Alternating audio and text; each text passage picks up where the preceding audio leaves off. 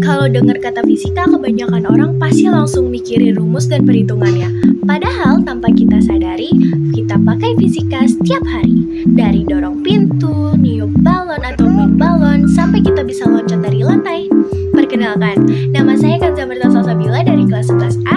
Di video ini saya akan menjelaskan hukum Newton lewat contoh sederhana yang sering kita temui di kehidupan masing-masing. Sekarang lihat ini, ada koin di atas kertas. Kalau kertasnya aku tarik pelan, koinnya ikut geser. Tapi kalau aku tarik cepat, koinnya malah jatuh lurus ke bawah.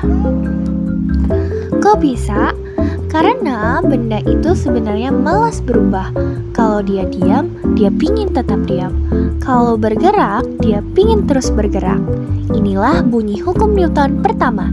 Sebuah benda akan tetap diam atau bergerak lurus beraturan selama tidak ada gaya yang bekerja padanya. Sekarang kita bandingin dua botol. Yang satu kosong, yang satu berisi air. Aku dorong dengan gaya yang sama. Botol kosong langsung jalan.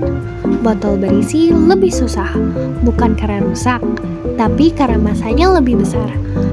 Nah, ini sesuai hukum Newton kedua, yang bunyinya percepatan benda dipengaruhi oleh besar gaya dan massa benda. Artinya, semakin berat bendanya, semakin besar gaya yang dibutuhkan buat menggerakkannya. Sekarang coba perhatiin waktu dia loncat. Waktu kaki dia dorong ke lantai, lantainya juga dorong dia balik ke atas. Makanya dia bisa loncat. Ini sesuai hukum Newton ketiga, yang bunyinya setiap aksi akan menimbulkan reaksi yang sama besar dan berlawanan arah. Gak ada gaya yang akan kerja sendirian, selalu ada pasangannya. Dari 3 contoh tadi kita bisa lihat satu hal penting. Gerakan di sekitar kita itu gak pernah terjadi begitu aja. Selalu ada aturannya. Hukum Newton pertama ngajarin kita kalau benda cenderung mempertahankan keadaannya. Makanya koin tetap diam saat kertas ditarik dengan cepat.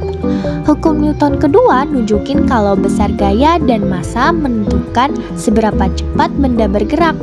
Semakin berat bendanya, semakin besar gaya yang dibutuhkan. Dan hukum Newton ketiga mengingatkan kita kalau setiap dorongan pasti ada dorongan balik. Saat kita berjalan, loncat, atau bahkan main balon, selalu ada aksi dan reaksi yang bekerja. Jadi, hukum Newton itu bukan sekedar teori di buku, tapi aturan dasar yang menjelaskan kenapa benda bisa bergerak dalam kehidupan sehari-hari. Sekian penjelasan dari saya mengenai hukum Newton di kehidupan sehari-hari. Bye-bye!